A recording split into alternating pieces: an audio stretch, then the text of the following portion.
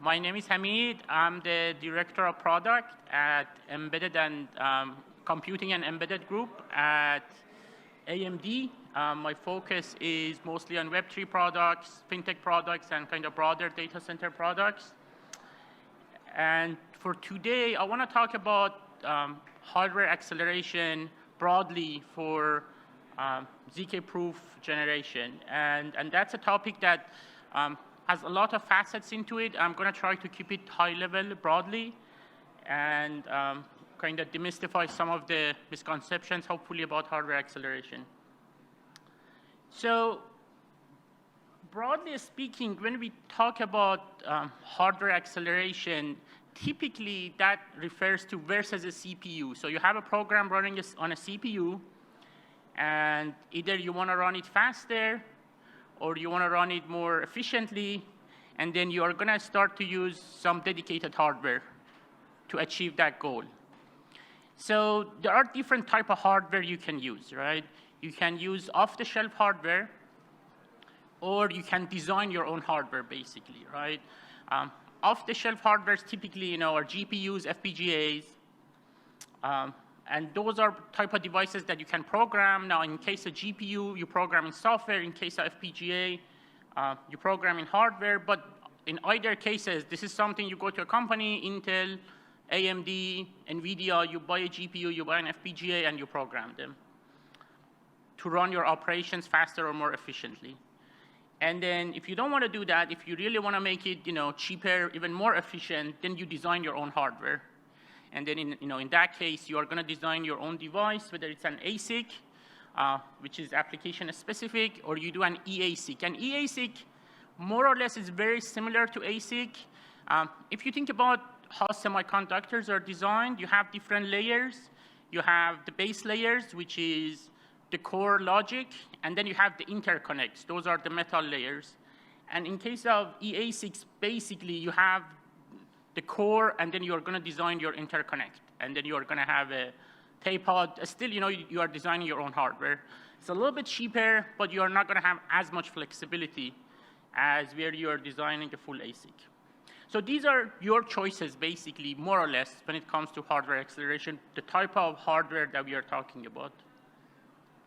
Now, each of these pieces of hardware have advantages, disadvantages. You have to decide what piece makes the most sense. And even before that, you have to decide if hardware acceleration is needed for your problem. Because for a lot of problems, you might not even need hardware acceleration. But if you determine that running a program faster, more efficiently, that's becoming your bottleneck, then you're going to consider hardware acceleration. Now, if you look at the different type of product, and for simplicity, I'm not going to talk about eASIC. If you think about GPUs versus FPGAs versus ASIC, and you hear a lot of that, if you go on LinkedIn or on Twitter, and people talk about these pieces of hardware, and I want to kind of explain what the differences are between these different pieces of hardware, right? So, in terms of development cost, I would say GPUs and FPGAs are one category, with GPUs being the cheapest, because you basically buy you can buy a GPU of any store, and you can program it. You just have to learn CUDA. It's fairly easier than other type of hardware acceleration, right? And then you have FPGAs. So again, programmable, but you have to know hardware languages. So you have to know VHDL, Verilog. You are programming the device at the gate level. So it requires a little bit more knowledge. It costs a little bit more because the teams that know hardware developer, those are kind of more difficult to put together. And the number of people that know hardware programming is more limited, right? And then you have ASICs, which basically order of magnitude more expensive, right? And also non-programmable. Now, in terms of performance, and there are a lot of caveats here I want to point out to kind of demystify some of the misconceptions here. So both ASICs and FPGAs, you are designing at the gate level. So for a specific problem, you can get it very close to the optimal performance. GPUs are more fixed architecture, so performance is still good, but might not be as good, unless the problem you're optimizing for is especially suited for the GPU architecture. In the case of ZK proof generation, for example, the MSM primitives are particularly good, suited for the GPU architecture. So if you are solving a problem that is particularly good for a GPU architecture, it could outperform FPGAs, right? But broadly speaking, when you're designing in FPGAs, because you are designing at the gate level, you can get very close to performance of an ASIC. Now, if you just look at this description, you might say, okay, ASICs, 10 times more expensive. FPGAs, you can get very close to the performance of an ASIC. So everybody should use FPGAs all the time, right? But that's not the case.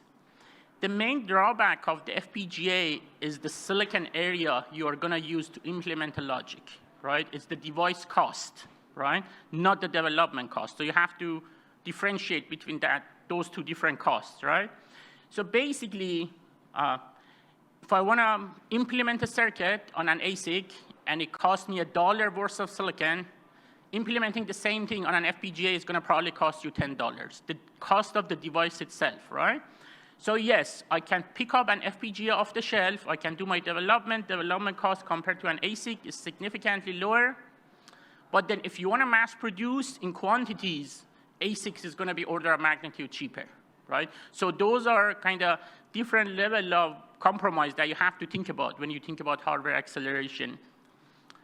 Typically, what we see is a lot of people start on CPUs. It's just, it's basic. Everybody can run programs on CPUs, high level. And then you migrate to a GPU. You need to learn CUDA in case of NVIDIA. In case of AMD, we have ROCm. And then from there, you can migrate to an FPGA. And then there is a big chasm to cross if you want to move to an ASIC. So when it comes to hardware acceleration for, these cryptographic primitives, hardware acceleration is not a new subject. People have been using hardware acceleration for the past 20, 30 years. Think about the early days of the internet and using, the public key cryptography, the AES.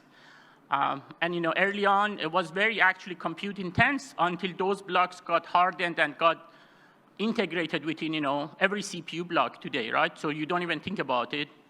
And then early days of Bitcoin, mining, a lot of that, solving the hashing algorithm using hardware acceleration, and obviously now it's all has gone ASIC, right?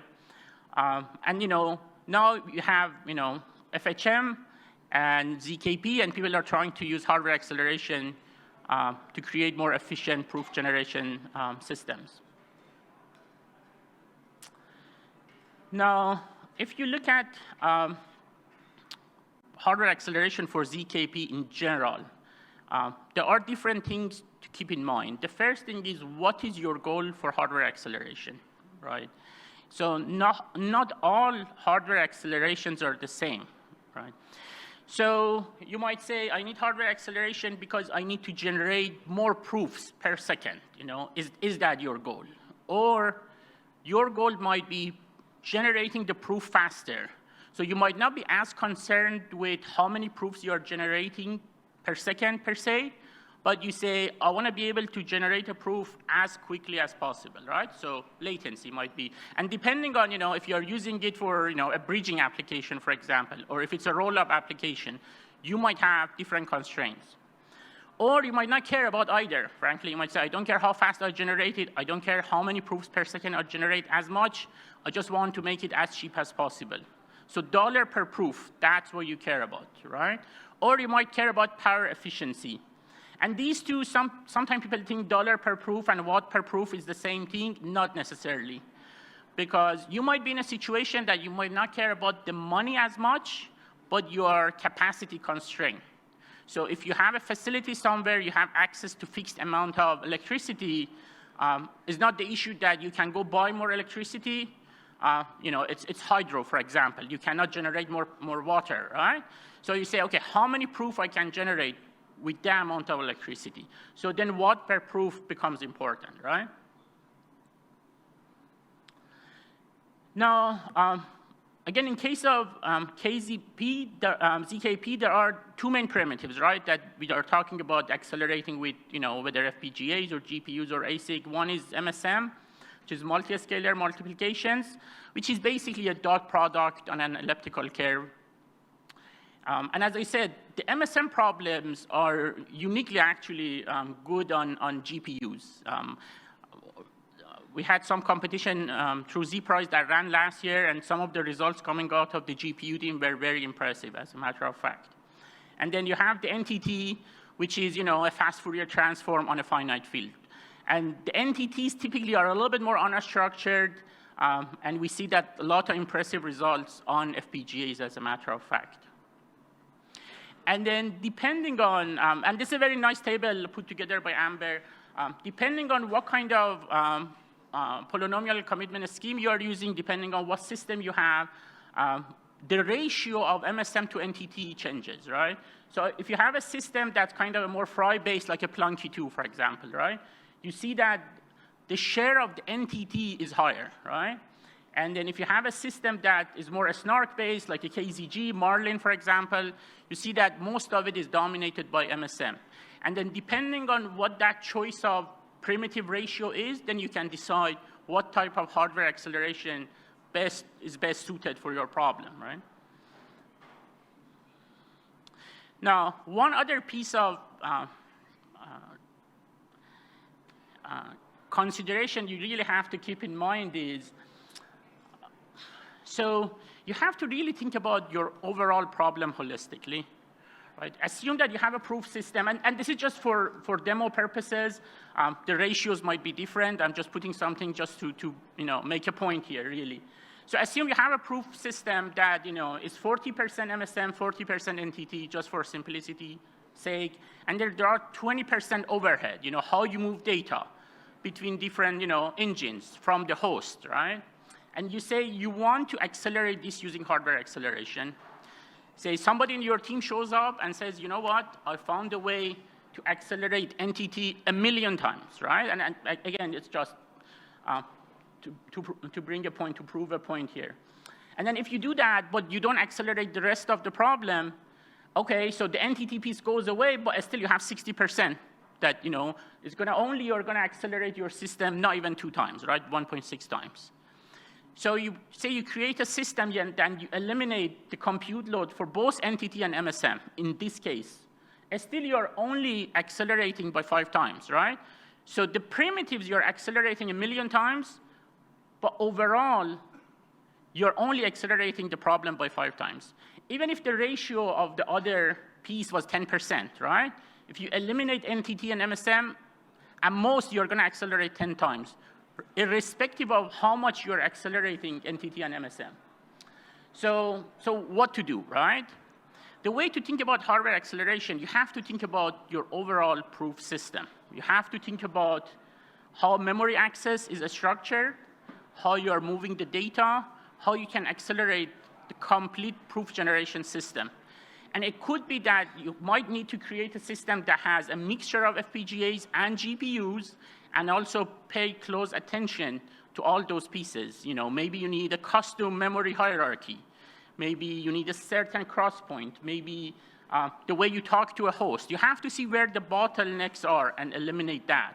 So when you are thinking about creating that system, don't just focus on a primitive and just making that primitive 1,000,000 times better, because that might not necessarily help you.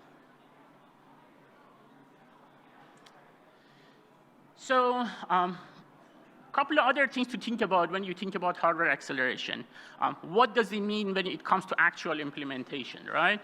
So the first piece is you want to do parallel processing, right? You want to divide your problem in small pieces, run them at the same time. That's what GPUs does. Everybody's familiar with it. The second piece is pipelining. So if you look at your silicon, when you run a problem on it, a lot of time you see that only a small portion of the silicon is active, right? So you have to have a pipeline where we kind of call it, there is no dark silicon. So as close to 100% of the silicon is utilized. So that's very, very important, right? And then kind of building onto that is memory access. So you don't want your problem to wait for memory, for data from the memory. So how you write your memory, your data to memory, how you read it from memory, how you can use Cache memory, how you can use, in case of FPGAs, we have internal SRAM memory, BRAM memory, B block. How you are kind of dividing the problem in different pieces so that the memory is used really efficiently is very, very important. And also how you implement the problem itself, right? If you have different type of data field, how your hardware is suited for that specific data field is going to be very important, how efficiently you implement your problem. And then the last one is overclocking, how fast you can run the silicon, right? So I want to just double-click on FPGA for a second, because FPGA is one of those pieces of hardware that people are kind of hear about it, but they don't know what it is as much. So basically, at the very kind of high-level basic element of an FPGA, you have millions of logic cells. So what are these logic cells? These are tiny truth tables, basically. And then on top of that, you have an interconnect that connects these logic cells, and those are programmable. So you can design how these logic cells are connected to each other. And then on top of that, you have different blocks, different type of resources you have access to. You have DSP blocks. You have, these are tiny math engines, basically. You have AI engines, which are bigger math engines in kind of simple terms. And some FPGAs, you have access to high bandwidth memory. And then different type of FPGAs have different combination of resources. So when you're thinking about hardware acceleration, even just in the frame of FPGAs, you have to think about what FPGAs suits your problem. So you have to really think about some of these decisions, because it really has major impact on how much you're accelerating. You read in kind of a lot of articles that different people use different products with totally different results, and these are not trivial matters. It could have orders of magnitude impact on how much you can accelerate your problem. So just a little bit of kind of more specific on FPGAs and what we have made available to the community. There are 2 FPGA cards that we have made available through ZPRISE to people who want to use FPGAs for hardware acceleration. One is called U55C. U55C gives you access to 1.3 million lots. So you have almost over 1 million tiny truth tables, right, that you can program. And then you have access to 9,000 small DSP engines, so those are math engines.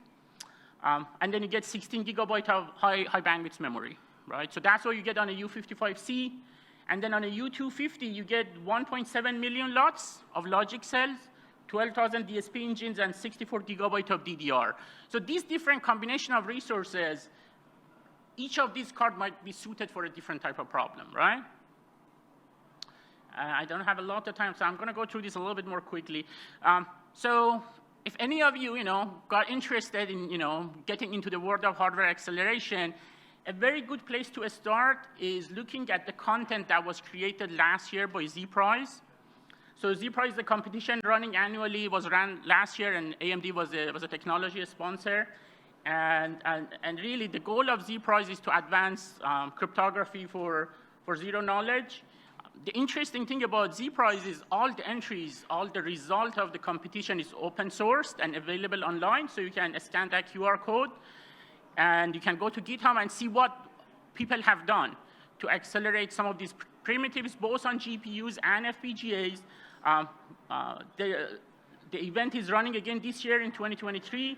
AMD is again as a technology sponsor, and we are looking to see what other advances we'll see this year, but definitely this is a good place to start, and go through some of the entries and get started. Obviously, if you are interested, you can participate in ZPRISE as well and get access to our FPGAs and GPUs and play with some of these. And these are some of the references if you're interested to see kind of more details on some of the material I presented. And I'm just going to leave it here in case people are taking pictures.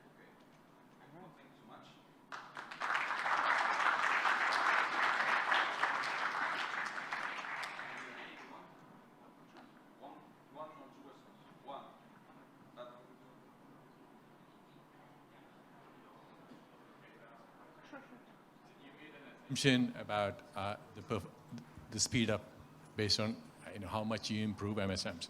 Is there an assumption you're making at the number of MSMs and entities and the sequence in which that is there when you make that calculation? I'm really confused what your assumption was. So the chart that I showed, the 20%, 40%, 40%, no, just to bring a point. So it might be 50%, 40%, 90%, 10%. You said if you have a 10 to the power 6 improvement in entities, you get 1.6 times improvement in overall. That's a very strong assumptions being made underlying, and it's confusing for most of the people in here. So yeah. So basically, the point I was trying to make is, if the entity piece even goes away, you still have 20% and 40%, right? So even if you accelerate it infinite, right? So it's still the overall problem, you're not accelerating it much. So that's the point I'm really trying to make is, when you think about hardware acceleration, don't just think about a single primitive, think about the complete application. Because the bottleneck might be somewhere else, and you might be wasting your resources somewhere else, right?